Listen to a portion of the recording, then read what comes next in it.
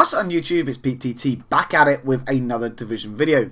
Today guys, we carry on the whole PvP build videos, so welcome to my FNC PvP build. Now I'm sure that a lot of you might be saying, well Pete, why are you running an FNC build for PvP?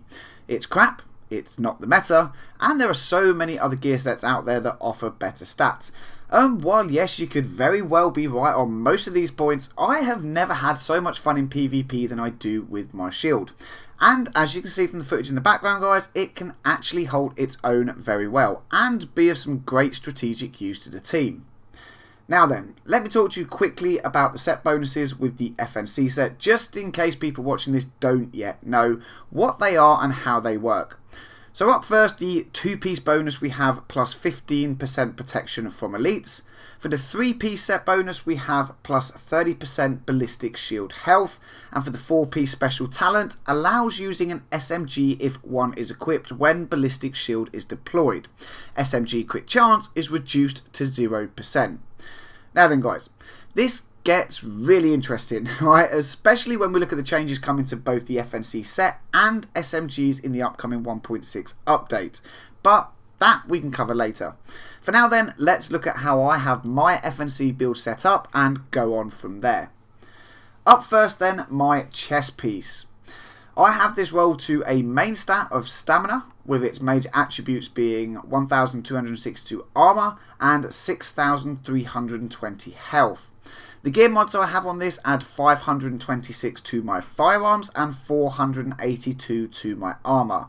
Now yes, the armor mitigation could be higher on these mods, but for now I have the highest statted ones of these on my high end build, so for now they will have to do.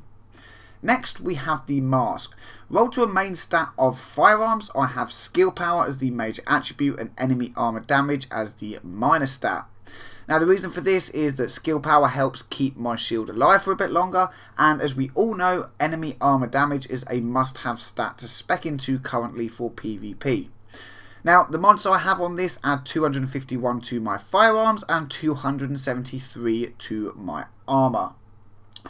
Moving on next, we have the knee pads. Again, spec stamina as the main stat. My major attribute isn't really surprising, being rolled to armor, and my minor attributes are rolled as increased kill XP, burn resistance, and again, enemy armor damage. Now the mods I have attached to my pads add 263 to my firearms and 241 to my armor. Again, these could be higher, but they're all good for now. I also have a 6% self-heal performance mod in the performance mod slot. Moving on next then to what I believe is an absolute must in any FNC build, and that is a high-end resourceful backpack. Now the reason we pick one of these, for those who might not know, is that the resourceful talent allows all healing to be applied to both you and your skill objects. So in this particular build, popping say a self-heal or being stood in a support station or even using a medkit will not just heal your character but also your shield. Now the obvious stats rolled here are armor at 929 and 55% ammo capacity. Now the mods on my pack give me a 263 increase to my electronics and 264 to my armor. The 2 performance mods I run on this bit of gear then give me, or my shield at least, plus 9% damage resilience, and that to me is a really key part to an FNC build. Moving on to my gloves then, as you can see they're rolled to stamina again as a base stat at 1270 and have rolled to them SMG damage, health on kill and damage to elites. Now these aren't the best set of gloves there, but again they're usable, and at the moment I don't have anything better that I can swap them out to, so they're going to have to do. Finally then guys, we have our holster. Now this is just a random holster thrown on because of the high stats, and that is the Badgie holster.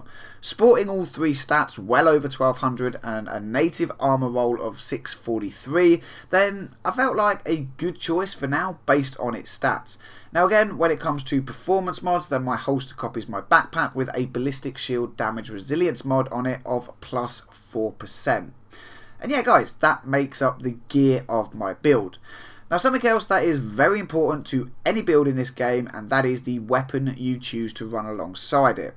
For me, it was a no-brainer, and I opted to run a PP19. Now again, some of you might be asking why I run a PP19 over several other good choices of SMG in game, and the reason could be found not just with the talents, but the weapon's base stats and modded stats. As you can see, I have rolled to my PP19 Brutal, Destructive and Responsive. Now the reason I opted for these talents is because currently Destructive is without a doubt a top tier talent in both PvE and PvP. Responsive with a shield build again is a no-brainer. The very core of this build is to get up in the players or NPCs' faces and hit them like a train.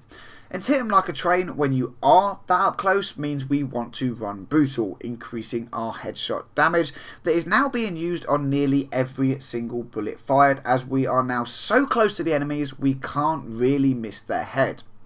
Now I also mentioned the reason for running this weapon was because of stats, and not just base stats of great accuracy and stability.